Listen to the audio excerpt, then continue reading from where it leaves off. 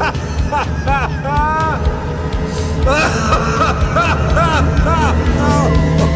lot of people talk about John Carpenter's Apocalypse Trilogy like it's just cosmic horror, paranoia, and the universe not caring whether at all we live or die. I think that's only half the story. These movies are way more uncomfortable because they're about how badly we read reality. In The Thing, it's misreading people right in front of you. In Prince of Darkness, it's misreading the systems and institutions that are supposed to protect you. And in The Mouth of Madness, it's misreading fiction so badly that it starts to replace reality itself. I'm Brandy, otherwise known as the Terrorific Lady, and this is Retro Horror School, where we discuss, dissect, and analyze horror from the 1970s through the 2010s. In this video, I want to walk through all three films, show you how you're misreading John Carpenter's Apocalypse Trilogy, and how that's important for how we watch horror now. Class is in session.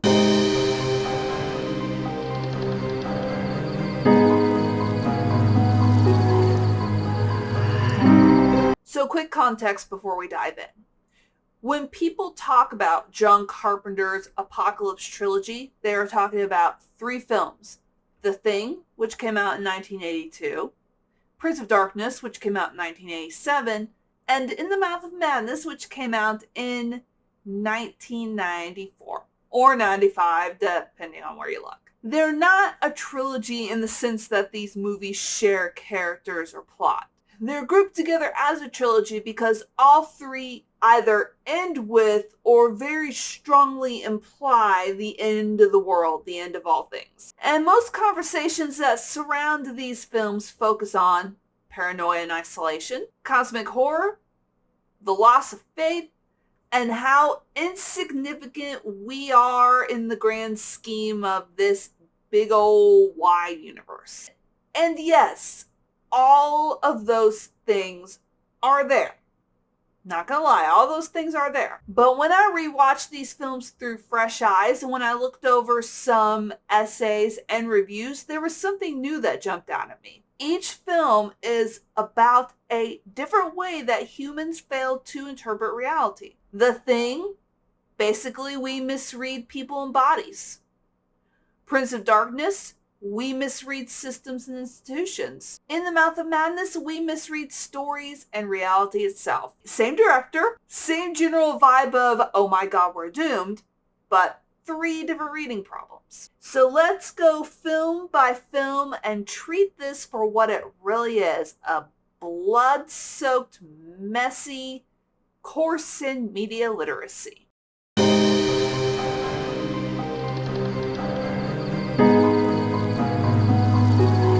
The very heartbeat and DNA of the film The Thing is paranoia. Sure, that is a very common take. It's a take that a lot of people have, and it is even something that I have said multiple times. But paranoia in The Thing also comes from how we read people. Think for a second about how these men start out. They've been working together in isolation for a long time. They have friendships. They hold grudges. They have habits. Gary literally says this about Bennings. I've known Bennings for 10 years. He's my friend. That's the baseline. I know you. I can read you. I can vouch for you. So when the Norwegian helicopter shows up firing at a dog and screaming in a language that they cannot understand, the Americans do the most normal thing in the world. They assume the Norwegians are the problem. They misread the dog as innocent, the Norwegians as crazy. They're not idiots, they're just working off of the information that they have at the time, but unfortunately that information is wrong. And that pattern repeats over and over. Look at the power struggle. Leadership and loyalty are treated as some kind of moral proof. Gary thinks his friendship with Bennings means that Bennings can't possibly be a monster. The men kind of side-eye Clark because he's weird and because he spends most of his time with dogs. And they isolate Blair because he snaps and ends up destroying the helicopter and the radios. All of that feels pretty pretty rational. But in a world where a creature can be a literally perfect imitation of a human body, the usual visual cues are useless. The film punishes the idea that you can tell what someone is by how well you know them. And then you get the blood test. This should be the one moment where proof and facts finally win out over paranoia. They have a method. They have a hypothesis. Touch the blood with a hot wire and see what reacts. What happens?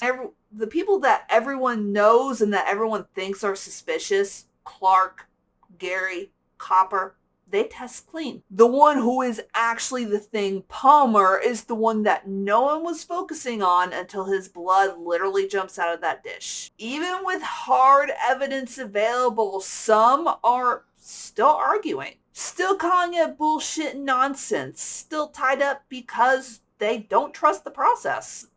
It's like the movie is saying, if your brain is wired for paranoia, even proof looks fake. By the time we get to that iconic ending in the snow with MacReady and Childs, everything is broken. MacReady doesn't know if Childs is human. Childs doesn't know if MacReady is human, and at this point, it doesn't even really matter. The real apocalypse in the thing is that the men have lost the ability to read each other at all. Loyalty, leadership, history, gut feeling, all of these tools have been turned into weapons to use against them. This is stage 1 of Carpenter's media literacy class. What happens when the human body, the thing that we are the most used to reading, becomes an unreliable text?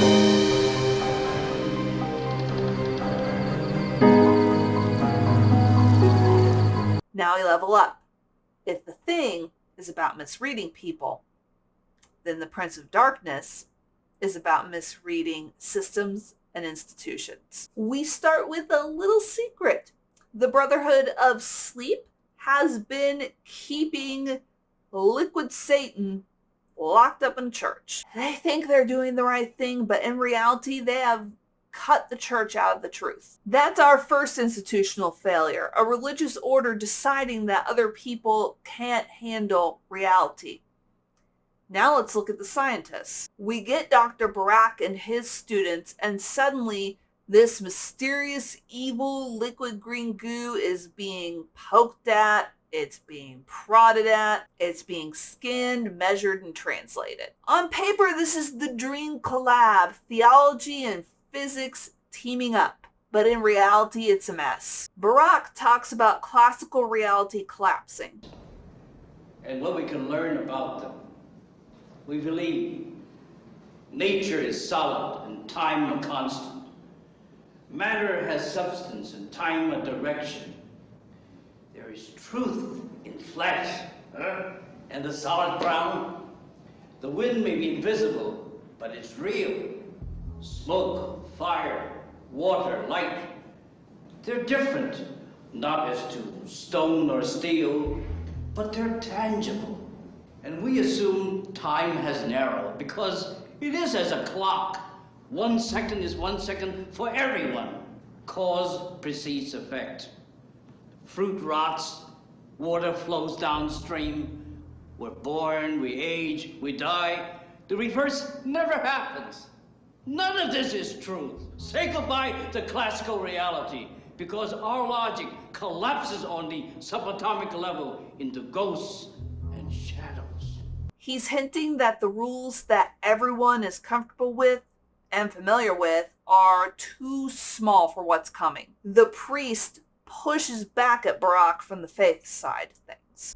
They circle the same core idea, which is our frameworks don't fit anymore, but they fail to meet in the middle on that one. They talk past each other because both systems are based on the assumption that they are the ones that interpret reality correctly. The church has doctrine and faith. Academia has data and peer review. Nobody is built for ancient scripture that describes antimatter Satan in a basement tank. Whew, when Lisa starts translating the text, and it points to something that sounds utterly blasphemous and a lot like sci-fi theology. Jesus is an extraterrestrial alien, an anti-god in another dimension. The scientists, they kind of brush it off. They trust instruments over language. The priest has the opposite problem. His faith was built on a certain story. A benevolent God, a triumphant Christ. Now he's facing a version of events where his church has been sitting on a physics-based Satan juice box. Both systems are having a crisis of interpretation, but instead of adjusting their frameworks, they just dig their heels in harder. You even get lines that scream, our frameworks are too small for this, our frameworks are too small for this. Suppose that what your faith said is essentially correct. Only the corrupt are listened to now. They tell us what we want to hear. That last line hits hard because it's about who we let interpret things for us. And then there's the mirror. In the final act, we literally see a woman dive through and get sucked in a mirror. People see this happen. They see the physical reality of it. And even then, the instinct is to assume that we can control it. We saw someone go through. Maybe we can go through too.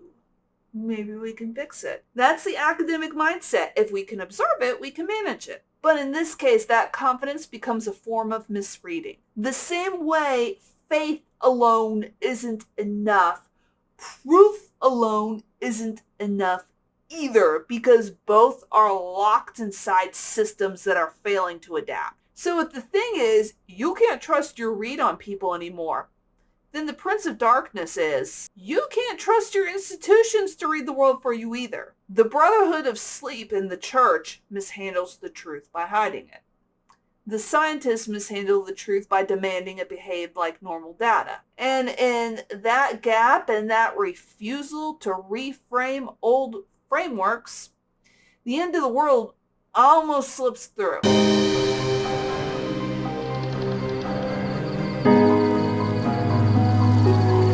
Finally, we get to the part that feels the most like now. In the Mouth of Madness takes everything that we have talked about so far.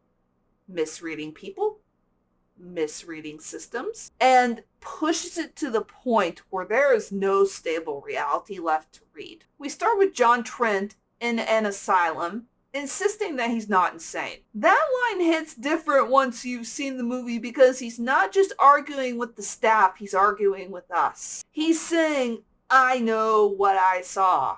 I know what I lived. Just because you're telling me it's fiction doesn't mean that it didn't happen. And then we rewind to see how he got there. The publisher's meeting where the publisher asks, what about for those who don't read? And the answer back is, there's a movie. That is a perfect little thesis statement. Stories are not just confined to books. They're in movies. They're in TV. They're in memes. They're in TikToks. They're in AI images. Pick your format. The medium changes, but the effect is still the same. If enough people believe the story, it starts to feel more real than reality. Sutter Kane literally says that more people believe in his work than they believe in the Bible. He calls fiction just another kind of truth. And at a certain point, the movie asks, when does a lie stop being a lie? When enough people treat it as the truth. Once Trent goes to Hobbs End, reality starts glitching like a broken video file. Night jumps to day.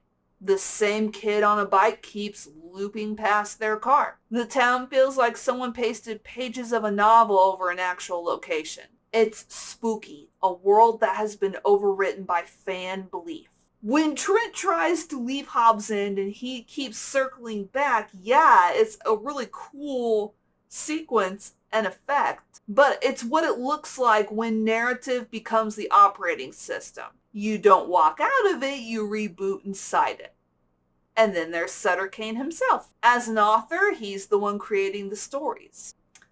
As a co-leader, he is the voice that his readers worship. As an algorithm, he just keeps feeding people more of what they already want. I'm not a piece of fiction. I think therefore you are. When he says, I think therefore you are, he's flipping the usual script. Instead of humans consuming fiction, fiction is consuming humans. By the time we reach the ending where John Trent is watching In the Mouth of Madness in a movie theater, laughing and crying with his cheese completely slid off his cracker, the line between audience and character is gone. He has no idea what's real. Is his memory real? Is the film real? Is he a real person with a real life, or is he just a character that Sutter Kane wrote? And that is Carpenter's final nastiest twist. The apocalypse here isn't monsters took over the world. It's that people chose the story over the world and reality quietly lost.